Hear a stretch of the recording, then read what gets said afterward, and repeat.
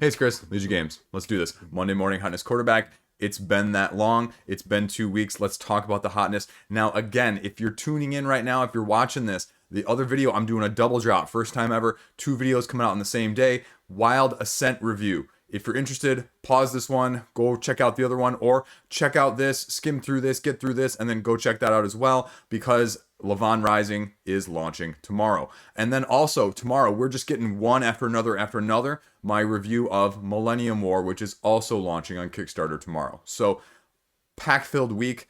Then, as well, we're going to have on Wednesday, Kickstarter games, GameFound games you need to know for the month of July. So, again, getting all the stuff out there. Right now, I'm going to have a review of Red Rising. I have a review of Destinies coming up soon. All of this stuff is just in the woodwork. Smack, smack, smack, smack, one after the other. I don't know if smack was the right adjective there. Probably not, but that's the first thing that popped in my head for some reason. I don't know. For you taking shots out there, it's a dad joke. There you go. Cross that one off on the bingo board. So anyway...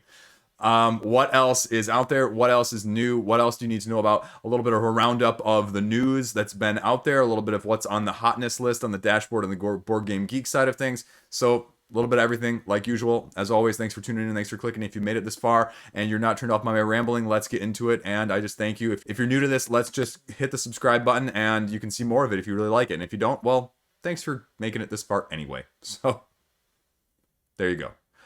Just one last other quick news note. Shout out to Shane. I won't say his last name because in case you know him or not. Shane actually contacted me on Twitter and he did this amazing thing. This is why I love this community. He said, hey, I happen to have an extra copy of Oath. I pre-ordered 2 of them from the Kickstarter.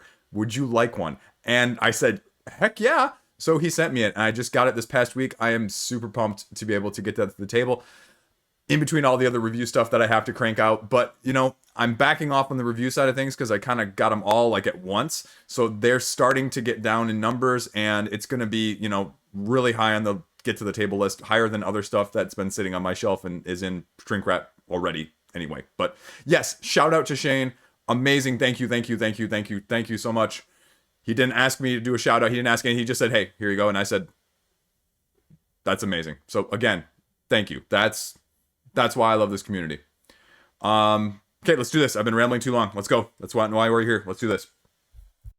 Now, this is actually top of the hotness list this week. If you have no idea what this is, I saw this cross-posted on Reddit. Gloomholdin. It is an 18 card version, sort of like the Shy Button version game of Gloomhaven, all on your tabletop. And they actually got permission from Cephalofair Games to be able to use this sort of as a property and, you know, distribute it for personal use. But they got the approval that you can, I think you can actually get a print and play of this and do it yourself. And you can kind of see here what it entails. It's all shrunken down into a very small tabletop size management. So you can take it right there. And I think it actually says that it doesn't use like a whole lot of spoilers. So in case you're worried about that, like, oh my gosh, I'm going to play this miniature version, it's going to completely spoil Gloomhaven for me. No, it doesn't. And it's just cool. You can see here, I mean, like I said, blown up. Everything that you need is just there. So if you're interested in this, definitely check it out. If you are one of those people who's had Gloomhaven like on your shelf for like 6 years, get it. Or if you're one of those people that's waiting for Frosthaven and just need something else to whet your appetite, Gloomholdin. There you go. Didn't think that'd be at the top of the hotness list, and it's been there for a couple days, but it's worth a mention, worth a shout out. There you go. Now, the other thing, obviously, you know, I put a whole video out on it last week of Terraforming Mars, the Ares Expedition, the Target conundrum, if you will. Link above here so you can really click on it if you want to. But long story short is backers are not getting their copies before Target. And so people were getting this at retail and at a discount. And it just led to some kerfuffle and some ruffled feathers. And some people saying, hey, you know, no big deal because I'm getting a little bit better version. I'm getting these promos. Other people saying, you know, that kind of rubs me the wrong way. I feel like I should be getting my copy first. And, you know, it's been a divisive topic in terms of the crowdfunding side of things about when you get your copy, because a lot of these campaigns will talk about the fact that one of the advantages and one of the reasons you should be backing it is because you get it, you know, X number of weeks, months, years before retail. Actually, there are a couple campaigns that have said you're going to get it a year or two before. Like, we're not going to put the retail out until like a year or two after, which is, again, kind of weird to me. But anyway, I guess it's a thing. So that's just something you need to be aware of. And the question was also, I think it was thrown around the comment section here and elsewhere, like, Was this just like super good supply chain and Target being able to manipulate these things? Or was this really the Target, dad joke, release date, and the Kickstarter was sort of that way? But I mean, the Kickstarter also didn't say that backers were going to get it early. I think there was something in the fact that actually even said, I think one of you guys pointed out, that if you want to get it cheaper elsewhere, you're going to probably get it cheaper elsewhere, but you're not going to get the deluxeifications in terms of a little bit of component upgrade as well as the promo cards. So that's the only place you're going to get those. So, I mean, they weren't, as transparent as people may have wanted, but there was also, a little bit of writing on the wall there too. But again, it's the whole also pre-order versus, support indie, doesn't get funded otherwise. And again, another divisive issue on a crowdfunding campaign in general. So, but that's why Terraforming Mars Ares Expedition is on the hotness. Dune Imperium is still on the hotness. I mean, it's perpetually on the hotness. It is one of the hotter games in the last 6 months, period, across the board. Worker placement, deck builder, management. I'm going to imagine there has to be some talk about expansions coming up in the near future just by the sheer amount of hotness that this has generated in terms of that. Cash, check that box off too. You guys know what I'm talking about in the comment section. But, I mean, again, it's hitting all those boxes, literally and metaphorically. And so with a property like this that people are really still enamored with, even this much further outside of its release date, you strike while the iron is hot, whether that's from a retail side of things or a crowdfunding side of things. We've seen that across the board. And so Dune Imperium, still there. Next up is a new game, a train game. Well, a lot of train games out there, right? But this is Free Ride from Friedman Freese, who has a relatively well thought of pedigree. So that's why it's, of note. What has Friedman Freese done? That interesting, combination of games. 504. He also did Fable Fruit. Also, if you've never heard of it, Power Grid. So there is a pedigree behind the name. So at the end of the 19th century, this is taking place where you are in charge of building new train routes. This game seems like a combination of a little bit of Ticket to Ride, but also a little bit of On the Underground, because you are going to be using, operating, building, utilizing in all manners 3 different types of routes. Your own routes, which are going to be free for you to travel on. Other people's routes, as well as state-owned routes. Now, the state-owned routes as well are going to be free for you to use, but you have to pay, obviously, that makes sense, to use somebody else's route. Now, here's the caveat. If you use somebody else's route, it costs them, or you, a gold to use it, but then it's free for everyone after that. You're drafting these travel routes and you're going through, and they contain series of cards that you have to complete, but there are a total of 45 cities on this map, so it is extensive. Unfortunately, there's not a copy of the map or a picture of the map on Board Game Geek, otherwise I'd show you it because it sounds relatively impressive. But you're going to be having to spend certain action points in a certain number of rails being laid down from place to place as you go in order to maximize your profit and, just how many points you're getting based on completing those routes and those paths in the first place. So like I said, it definitely gives the vibe between the cards and the construction routes and the different lines that you're sort of doing, a la On the Underground, because that's exactly what you're doing is you're trying to get that passenger from point A to point B. Now, in this case, it's you that you're going around because you're building from where you're at. So again, it's going to be interesting. I am not a big train game. The On the Underground is the only train game I have. I actually got rid of both of my copies on Ticket to Ride, not because I didn't like them, but I just didn't see them hitting the table over anything else. And this is similar to that. Now, On the Underground also has a new standalone expansion coming out, I think on Kickstarter sometime later this year as well. There hasn't been a date announced, I believe. But again, how is this going to compare? What is this going to look like? I'm guessing this is going to be retail because all of those other games that I mentioned from Freeze are retail releases in the past as well. So we'll just kind of have to wait and see and, see what happens with it. So that is Free Ride. So if you've been around with me long enough, you saw that I previously covered this when this was announced, the new Western Trail editions, because there's going to be a trilogy of them. I think each one coming out subsequent years, and I think is the first one coming out this year or next year. Anyway, you can look that up. The recent update is the reason that this is back on the hotness is because they've revealed some more details about, okay, if this is a second edition, as you've heard me talk about second editions before, they're adding some of the new things and they've announced some of the new things that they're going to be adding, one of which is a solo mode. So again, that is a big hit for people that like this type of heavier-ish game, more of the Euro mechanisms-ish. Now, the other thing that they're going to be adding is they're going to be adding a new type of cow. I I don't play this game, but I know that's a big thing because cows are definitely a big strategy in the first game from what I know of them without the expansion. Now, the other thing they're going to be adding is they're going to be adding more unique buildings. Again, more to diversify the strategy so there is not one or two easy routes or dominant routes that people often complain of to win. Then they also talk about the fact that one of the other things from said expansion, the master tiles and the exchange tokens especially were in that expansion, and they're adding them into this base game as well. Again, incorporating more without necessarily doing, significant overhead. So people are excited about that. People are clicking on it. I mean, this is a very well-rated game for a reason, and it sounds like they're just making it better, and they're making it all in a base game, maybe without some of the added needed expansions, which take it for what you will. Maybe that's a good thing, maybe that's a bad thing, because I can also see that affecting the price point, because prices are going up in general, and if you're adding expansion content into the base game and you're remastering it and you're adding the dual layer boards that they mentioned as well, I mean, I have to imagine this game was not cheap to begin with. I think 50-60 bucks. Could you see a price point of $70-80 just for that alone? Now again, that's probably less than you would get for the first copy plus the expansion, but still, I mean, prices. I mentioned this at the beginning and the end of the year last year. I mentioned this at the end of the year, at the beginning of the year this year, and it's going up. And this is going to be true on the retail side just as much as we're seeing on the crowdfunding. But that's why Western Trail, Great Western Trail, is on the hotness.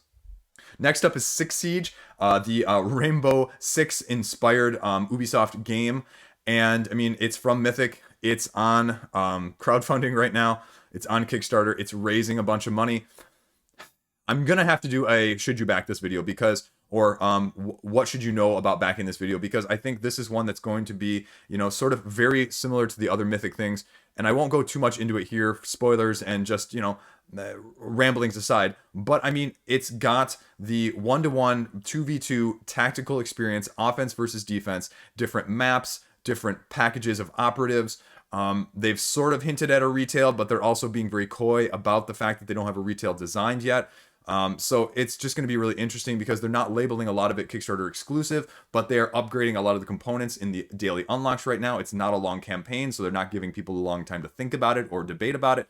So it's going to be really interesting to see. It's going to fund well over 7 figures, but the question is this a game for you? I mean, the theory of this game is great for me, but the practicality of this game, I'm not sure I'm ever going to get to the table. So I'm going to be one of those people that's sort of on the edge and going to be backing or not backing on the very last day. I have a pledge right now, but I could very easily see myself canceling it. We'll just kind of have to wait and see, but it's getting the clicks, it's getting the hotness, it's getting the daily unlocks, and check it out if you're interested. Keep an eye on it if you're not, because I mean, it's going to be another, like I mentioned, IP port from the video game side of things. We're seeing tons of them. You're just going to see more of them between now and the end of the year. You're going to see tons more, is my guess, even in 2022. So, but that is why Six Siege is on the hotness. Next up on the hotness is Summer Camp from Buffalo Games. This is a camp competitive deck building game, actually.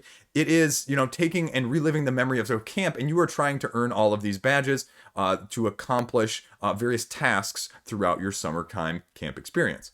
You're earning the 7 merit badges that you need, but there are 3 different merit badge decks, they say, that you can use to create a different gameplay situation each time you play it. The rulebook here is actually up on Board Game Geek, so you can take a look and check it out and see if it's actually right for you. Because, I mean, again, this is a retail release that you can kind of see how well it's going to work for you in terms of the deck building, what you're going to be looking at in terms of starting decks, starting hands, these mechanics that they're going to be doing in terms of the merits that you're going to be buying, the cards that you're going to be acquiring, as well as the badges that you have to earn, as they talk about right here. The experience points that you're getting, how these cards work, just everything you need to know is right in here. So there's no issues in that sense, and it's nice and refreshing to see one of these on the site before you have to buy a game like this.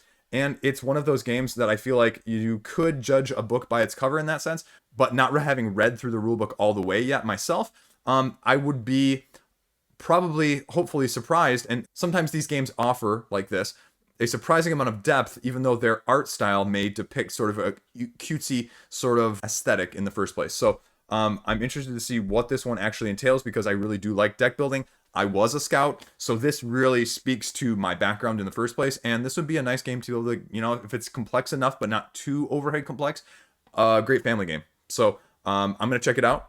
If you're interested in acquiring these badges and moving around the board, check it out yourself. Summer Camp. So I usually wouldn't be talking about this, but Lost Ruins of Arnak, it just something crossed my eye when I saw it. I believe they've released all of the solo like print and play expansions now, that the little scenarios that they've done. But also, I was looking at the ranking. This is ranked the 73rd best game overall on Board Game Geek. That's insane for being out less than a year. I mean, we're talking like Scythe, Wingspan, Terraforming Mars levels of acceleration, rockets, rocket ships to the moon sort of stuff, right? So I just want to say that it's also the 4th ranked family game. Like, I don't think this is necessarily a family game, but sure. I see the reason why people might think of it, but I just wanted to mention that. And does anyone else think that's, one zoom and a little bit too quick? Anyway, but obviously the broader based appeals of the games that are solid are what get you higher up in the rankings. If you think of anything of the Board Game Geek rankings, I mean, that's a whole nother topic, video, long form essay debate in the first place, and I won't get into that. But that is why Lost Ruins of Arnak is on there, and why I just wanted to mention it real quick. So, Arkham Horror is back on here. In case you missed Arkham Horror, I didn't, but I know a lot of you might have. I actually did miss it. I was getting a little lonely. Anyway, Arkham Horror, the core game, is back on the list because they announced that there is going to be a new core box that's going to be coming out. Now, if you have the original core boxes, one or two of them, if you are already doing it in deck building in that sense, it's not going to affect you really whatsoever. But it's more, a lot of people complained about the original, this version of it, essentially, that you really need more than one of these to get the full deck building experience, especially at the beginning. And now they have revamped this so you have a lot more variety, a lot more options, and a lot more variability in terms of how you can start off your decks, so that when you get one of those new Edge of the Earth campaign or investigator expansions, you can jump right in and you can already have a very solid standing. You do not need to have like 2 or 3 of these to get the full experience. And so that's why it's back on the hotness, and it's just one of the top rated games overall anyway, especially from a 1 to 2 player standpoint who likes card games and LCGs and a little bit of campaign as stories. So, I mean, it's there a lot in the first place, but that's why it is more notable this week. I would have covered it elsewhere. It's on my other news list that I'm going to cover it later at the video, but we'll just cover it here because it's already here. Next up, Imperium. You heard me talk about this last time, I believe. This is one of the games. This is a 1 to 2 player deck builder, asymmetric factions, civilizations, if you will. There's Classics and Legends. Classics is the one right now that is on the hotness, but it's from Osprey Games, and it's getting a lot of rave review, especially on social media, especially with the harder, abstract-esque deck builders with, like I said, a lot of asymmetry. And it's going to continue to probably get that because the original retail release, I don't even think is until like the end of this month or even July. So you just expect to see it being mentioned a lot, being seen around the place. And if you want, it's a little bit difficult to get right now. I was actually about to pre-order it, but a lot of the sites right now that are pre-ordering it are sold out. They've acquired all of their copies and they just don't have any more, so you might have to wait for the second time around at retail right now if you're too late. Or if you're like me, try and trade for it aggressively after. Invariably, a lot of these people that are pre-ordering it aren't going to like it. So that's Imperium, Classics and Legends, and that's why it's on the hotness. Oath reviews are still coming out in plethora. You heard me say it at the beginning of the video. Shane, again, giving him a shout out. Thank you. It's sitting upstairs on my kitchen counter. It's just a matter of time at this point. I'm going to leave it there until it gets played. My wife is not going to like that, but I cleaned off the rest of the counter, the other like 6 games that were on there. So it's sort of a give and take, I think. She kind of puts up with it. But yeah, I mean, everything that you need to know, it's out there. There's enough video, there's enough conversation, there's enough review, there's enough opinion. I mean, I'll inevitably, probably invariably put my opinion out there, as weighty as that clearly is. But for the meantime and the time being, I'm happy to just say I have a copy now, which is amazing. And it's going to be on the hotness for a while because I think it's going to, like Lost Ruins of Arnak, it's not as broad-basing appeal, but I think the people that are liking it are really going to like it. So it will shoot up, but maybe just not as quickly. So anyway, that's Oath. Currently being released by Prospero Hall, this is the Goonies Never Say Die. And I covered this again, like on one of the previous Monday Morning Hotness quarterbacks because they announced it, and now it's being released to a retail. It's also from the Funko Games.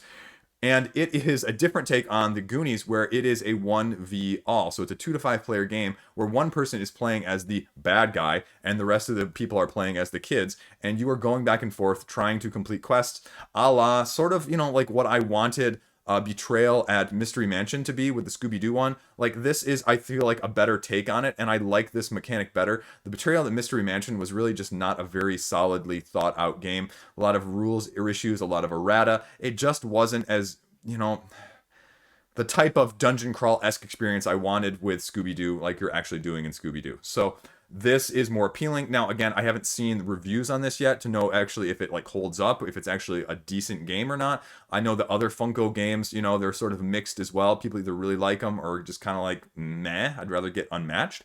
But, you know, how it compares to other 1v-alls, and interestingly enough, I mean, there's not a lot of 1v-alls that come straight to retail. I mean, almost all the one versus all games that I have seen in the past and that I have in my collection behind me and upstairs are crowdfunded games. So is this going to appeal to the mass market? I don't really know.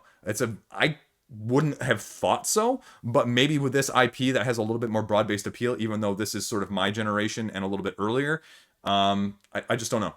But we'll see. And if it does, I mean, maybe we'll see more IPs do this type of mechanic in 1v-all. So anyway, that's the Goonies, Never Say Die. Next up, we have Nemesis. People are getting their first wave of the Kickstarter from Nemesis Lockdown, and they're just getting their copies. And so there's a lot of clicking, there's a lot of learning, there's a lot of buying, there's a lot of selling, there's a lot of secondary market, there's just a lot of clicking in general in all those areas.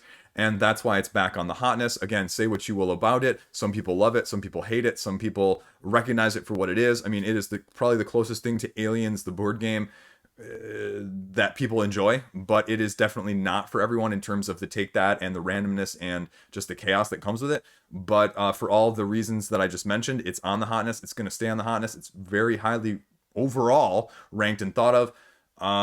And people that want it are still paying a very significant premium on the secondary market, potentially still trying to piggyback all the time on lockdown with the pledge manager being open, I believe. And so, I mean, it's going to show up again in the near future. So, but that's why Nemesis on the hotness now. And last on the hotness is Destinies, the Lucky Duck games. As I mentioned at the beginning, I'm going to be doing a review on this sometime. I've, got it in the works. I just haven't sort of fully fleshed it out and edited it. I don't know where I am. I've got too many things going like this right now in terms of mishmash and videos. But it's just getting good reviews across the board. App-driven, fantasy-esque, exploring, quest building, quest diving, quest solving type of game with asymmetrical characters in terms of using the app and the skill checks, which you are trying to get number of successes on per skill and a little bit of randomization. It's just all of that thrown in a mix, and I can see why people like it. I'm also seeing why people might not like it. But overwhelmingly, it has won, I think, a lot of people over that were not expecting to like it. Spoilers, like me. So that's why, though, it's on the hotness. It's got like 3 expansions, and I think people are just starting to get around to it more, and it's still just getting the clicks. So that's why it's there. So next up, not on the hotness, but on the news and notables, Capstone Games actually picked up the license for Orleans, and you see here that the pre-orders are coming, and you'll also note a couple other things of interest. One, it's now 2 to 5 players in the base game, so it's got the 5th player expansion sort of included in this edition also. And then there was this whole debacle with, like, I don't know which online retailer it was that had the copies that had like mold in them, and then like people have like these unopened copies that are floating around that they're like, well, I got it and I haven't opened it and I don't know if it has the mold, but if you want to trade for it, we can. So hopefully this just solves all of these issues with Orleans, this worker placement bag builder-esque game that is a little bit on the heavier-ish side of things, and it'll just be interesting to see what it does. You can see down here that the pre-orders are going to start on July 13 and end at the end of July, and it comes with potentially up to both expansions as well, and retail in September. So I guess the question is going to be, as it mentions down here, okay, you get Evasion, you get Trade and Intrigue. So that's probably going to be, I guess, the $119.95 price instead of the deluxe version. What is going to be the advantage of pre-ordering? Are they going to offer a discount? Is it going to be free shipping? Is it going to be, what else is going to be? Promos? I don't know. I don't think it says on here what the advantage is going to be. So I guess you'll just have to see what they say when the pre-orders come up. And if you're interested in this, I'll try and throw the link in the comment section so you can just go straight to it and check it out yourself. I probably should have just done this one as the first one if I was really paying attention to my order of things, because this one is actually from Lucky Duck Games too. And if you think of Destinies, as I just talked about, this is Kids Chronicles Quest for the Moon, and this is basically the family-friendly oriented version of Destinies done on the kid side of things. And that's really intriguing because I'm looking for something else as we have begun to approach the end of Zombie Teens Evolution, which my kids really love.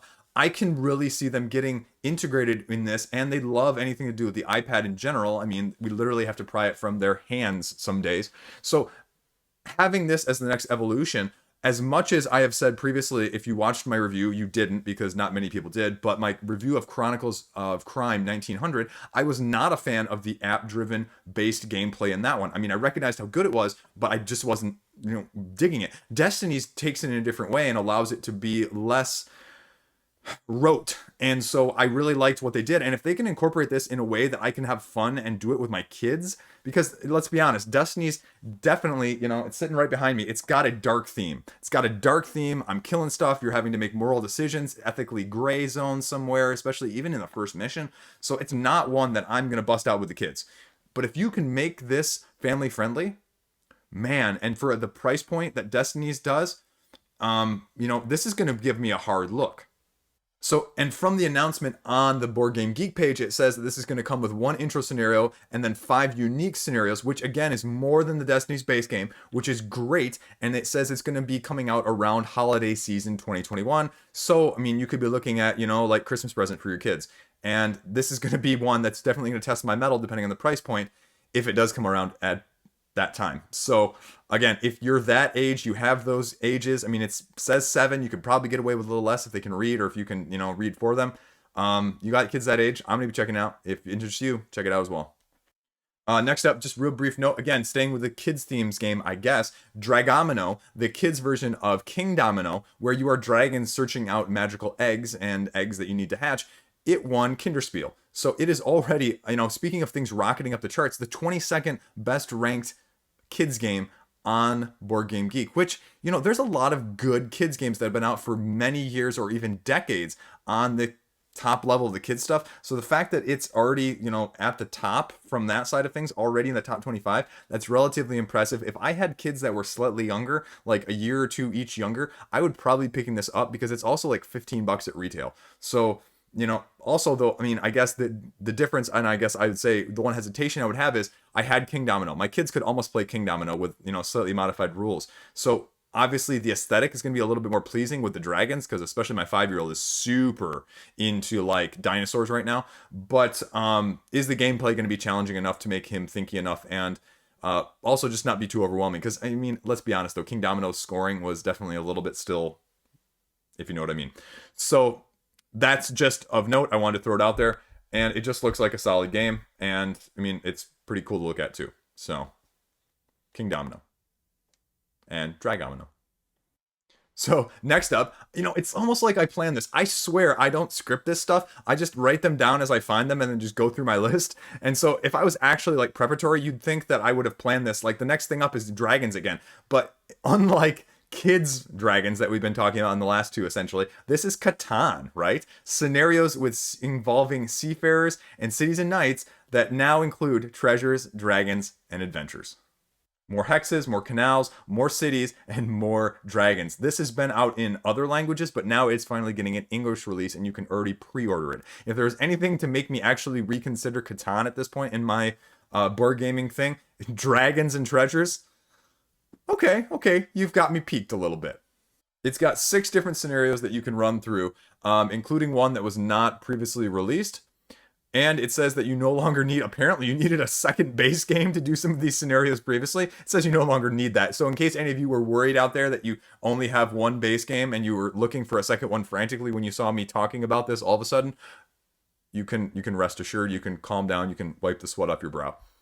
Apart from that though, I have no idea. So if you're really interested, I mean, I'll link to the Board Game Geek page on the comment section, and you guys can just check it out yourself. But I mean, it's cool, right?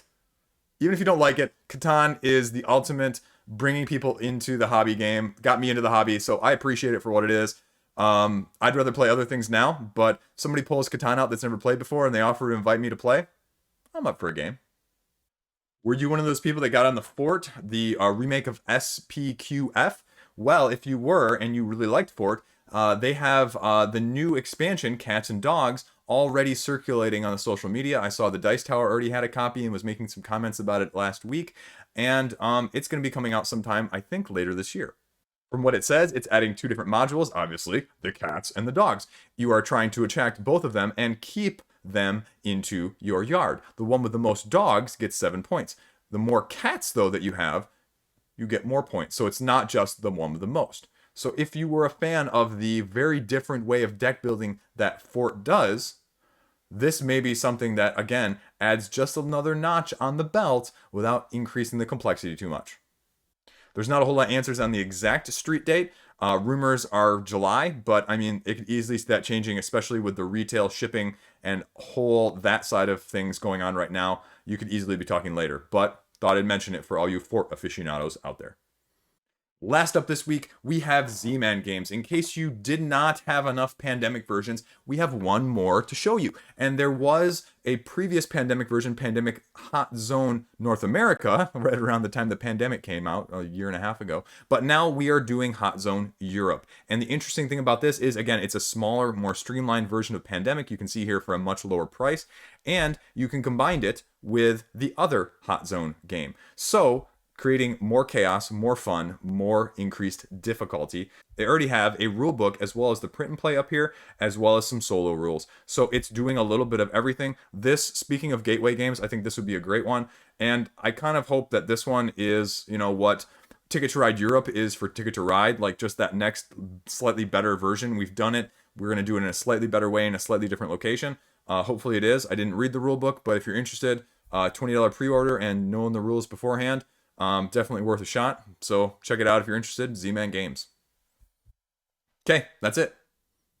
Hopefully a little quick, a little bit of a roundup, a little bit of a snap all in one. Like I said, tons of videos coming out in the next week or so.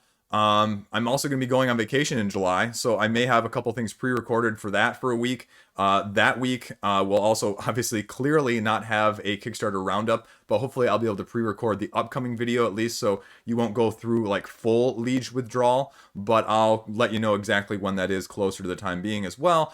But otherwise, that's about it. Cool. Have a great week. Check out my other reviews today, tomorrow, and whatever else comes out between now and the end of the week, along with the usual Kickstarter stuff, crowdfunding stuff, upcoming stuff for July, upcoming stuff for the next 6 months. I also have my indie games, my best indie games for the last 6 months. So again, like I said, I have tons of content. Like I don't have enough time to record it all and edit it all right now. I want to get it all out as soon as possible, and some of these dates and deadlines are just smushing together. So you'll see what comes out when it comes out, but I'm going to try not to double drop like today too much on you. But you know, if you can do both, give them the views, the subs. That's what I appreciate the most. 3,200 now. You know, we only need 6,800 more to hit my goal by the end of the year, and we have 6 months to do it, folks. I mean, that's plenty of time, right? Just messing. Hey, thank you anyway. Thank you for even getting me to this part. So I really appreciate it. Stay classy, like I said. Have a great week. Play some games at some point if you can, but just relax and have a good time too. Thanks for watching. See you around.